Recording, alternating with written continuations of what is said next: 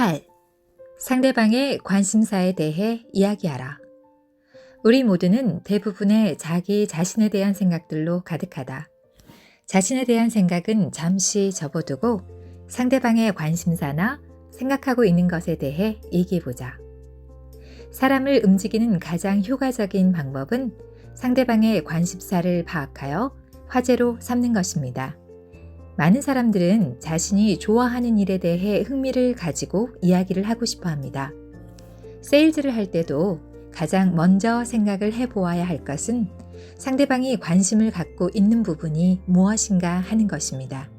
그러면 그들도 우리에게 관심을 기울이게 됩니다. 루스벨트 대통령을 만나본 사람이라면 누구나 그의 해박하고 다양한 지식에 놀라게 됩니다.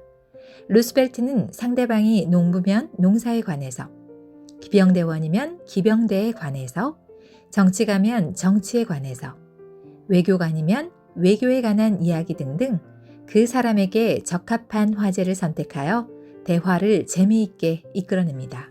그 비결은 무엇일까요? 루스벨트는 방문객이 오기 전에 미리 그 사람이 특별히 관심을 갖고 있는 분야에 대해 독서를 합니다. 그는 인간의 마음을 사로잡는 지름길은 그 사람이 가장 흥미를 느끼고 있는 일을 화제로 삼는 것이라는 사실을 잘 알고 있었던 것입니다. 예일대학의 문학교수였던 윌리엄 라이언 펠프스는 어린 시절 숙모님에게서 타인이 가장 소중하게 여기는 것에 대해 대화하는 것의 중요성을 깨달았다고 합니다. 그는 인간의 본성이라는 책에서 이렇게 말하고 있습니다. 8살 되던 해 나는 스트래트포드에 살고 있는 린즐리 숙모님 댁을 방문하여 주말을 보낸 적이 있습니다. 저녁 무렵 한 중년 신사가 숙모님 댁을 방문하여 이야기를 나누다가 얼마 후 나에게 관심을 보이기 시작했습니다. 그 당시 나는 보트에 관심이 많았는데 그 신사는 아주 흥미로운 태도로 보트에 관해 이야기를 하면서 내 마음을 사로잡았습니다. 그 손님이 돌아가자 나는 그 사람에 대해 호감을 갖고 숙모님께 말했습니다. 그 사람은 정말 멋진 분이에요. 그렇게 보트를 좋아하는 사람은 드물 거예요. 그러자 숙모님은 그 사람은 뉴욕의 변호사인데 보트에 관해서는 별로 아는 것이 없는 사람이라고 말해 주었습니다. 그럼 왜 줄곧 보트에 관해서만 이야기를 했을까요? 그것은 그분이 신사이기 때문이란다. 그분은 네가 보트에 관심이 있다는 것을 알고는 너에게 흥미를 불러일으키고 기쁘게 해주기 위해 그런 거란다.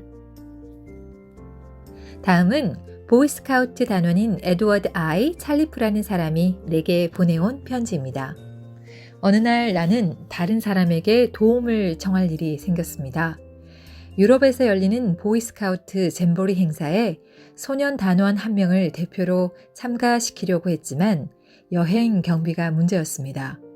그래서 그 비용을 미국에서 가장 큰 기업체 사장에게 기부받을 생각이었습니다. 그 사장을 방문하기 직전에 나는 그가 $1,000,000짜리 수표를 발행했다. 결제가 끝난 다음 기념으로 그것을 액자에 넣어 보관하고 있다는 중요한 정보를 들었습니다. 나는 사장실에 들어서자마자 그 수표 이야기를 꺼냈습니다. 사장님, $1,000,000짜리 수표라뇨. 한번 보여주시겠습니까? 저는 그러한 수표를 끊을 수 있는 사람이 있으리라고는 생각도 못했습니다. 우리 소년 단원들에게 $1,000,000나 되는 거액의 수표를 직접 보았다는 이야기를 들려주고 싶습니다. 그러자 사장은 흔쾌히 그 수표를 보여주었습니다.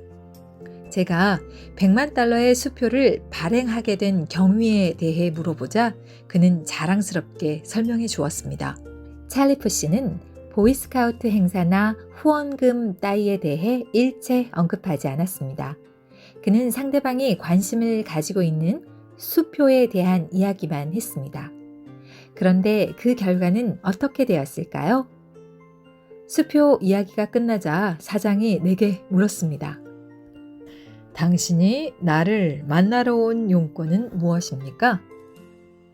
그때서야 나는 찾아온 목적을 설명했는데 놀랍게도 사장은 나의 부탁을 즉석에서 수락하였을 뿐 아니라 생각지도 않던 지원까지 해주었습니다. 나는 소년단원 한 사람의 경비만을 부탁했는데 사장은 나를 포함한 5명의 경비를 후원해 주겠다고 하였습니다. 그리고 $1,000의 신용장을 주면서 유럽에서 일주일간 머물렀다가 돌아오라는 말도 했습니다. 게다가 소개장까지 써주며 자기 회사의 유럽 지점장이 우리에게 여러 가지 편의를 제공해 주게끔 배려해 주었습니다. 그 후 그는 우리 모임의 후원자가 되어 가정 형편이 어려운 소년들에게 직장을 구해주기도 하였습니다. 만약 찰리프가 그 사장의 관심사가 무엇인지 모르고 후원부터 요청했다면 그런 도움을 받기는 힘들었을 것입니다. 이러한 방법을 과연 사업에서도 응용할 수 있을까요? 뉴욕에 있는 인류 제빵업자인 헨리 G. 두버노이 씨는 한 호텔에 빵을 납품하고자 무척 애를 쓰고 있었습니다. 그는 4년 동안 매주 지배인을 찾아가기도 하고 호텔에 투숙해 보기도 했지만 모두 허사였습니다. 그때의 일을 그는 다음과 같이 회고하였습니다. 저는 카네기 코스에서 인간관계에 대해 공부한 후에 방법을 바꿔보기로 했습니다. 지배인의 관심사가 무엇인지 알아보기 시작했습니다. 그 결과 그가 미국 호텔협회 회원인 것을 알게 되었습니다. 그것도 단순한 평회원이 아니고 회장이었습니다. 지배인은 협회의 모임이 열리는 곳이면 어디든지 찾아가는 열성으로 협회의 회장까지 겸하고 있었습니다. 다음날 나는 그와 만난 자리에서 그 협회에 관한 화제로 이야기를 시작했습니다. 지배인의 반응이 어떠했을까요? 그것은 놀랄만한 것이었습니다. 그는 흥분된 목소리로 30분가량 협회에 대해 이야기를 했습니다. 협회 일은 그에게 최고의 즐거움이며 인생의 열정이라는 것을 느낄 수가 있었습니다. 저는 그 자리에서 그 협회에 찬조 회원으로 가입했고 빵에 대해서는 한마디도 하지 않고 헤어졌습니다. 며칠 후 호텔 사무장에게서 전화가 왔습니다. 빵 샘플과 가격표를 갖고 빨리 오라는 것이었죠. 사무장은 저를 보더니 당신이 무슨 방법을 사용했는지는 모르지만 지배인이 당신에게 굉장한 호감을 갖고 있는 것 같아요. 라고 인사를 하더군요. 생각해 보십시오. 4년간이나 지배인을 따라다니며 설득하려고 했는데 그러한 노력보다 호텔 협회에 관해 던진 한마디의 말이 훨씬 더 효과적이었습니다. 상대방의 관심사나 그가 좋아하는 화제에 대한 이야기를 꺼내지 않았다면 나는 아직도 헛수고만 하고 있었을 것입니다. 4년 동안 하지 못한 일을 단 하루 만에 해치울 수 있었던 것은 바로 상대방이 관심을 가지고 있는 것에 대해 이야기했기 때문이다. 다른 사람의 관심사를 화제로 삼는 것은 쌍방 모두에게 이익을 주는 것입니다. 원칙 1. 사람들의 흥미를 끄는 법. 흥미로운 사람이 되고 싶나요? 그렇다면 나 자신에 대한 관심의 채널을 잠시 끄고 다른 사람의 관심사의 채널을 맞춰보세요. 사람은 누구나 자신의 관심사에 대해 이야기하는 것을 좋아합니다. 음악을 좋아하는 사람이 있다면 음악에 대해서, 스포츠를 좋아하는 사람이 있다면 스포츠에 대해서 대화를 나눠보세요. 함께하는 가족들의 관심사가 무엇인지, 팀원들의 관심사가 무엇인지 알고 대화를 한다면 호감을 줄 수 있습니다. 위대한 리더들은 팀원들과 성실한 관계를 맺는 법을 잘 알고 있습니다. 사람들은 자신이 가장 소중히 여기는 보물에 대해서 이야기하고 싶어 한다는 것이죠. 당신이 자동차 세일을 한다면 고객의 트렁크를 열어보세요.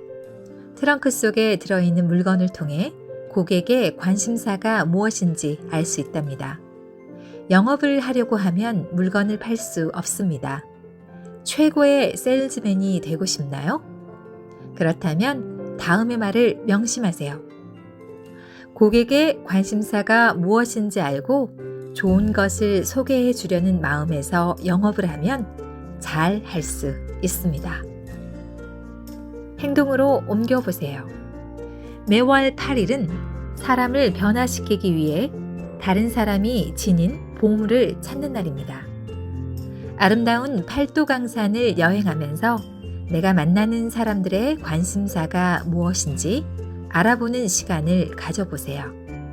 당신의 상사, 동료 또는 부하 직원의 관심사는 무엇입니까? 만약 아직 잘 모르고 있다면 발견하기 위한 시간을 마련해 보세요. 상대방의 관심사에 대해 이야기하라. 발견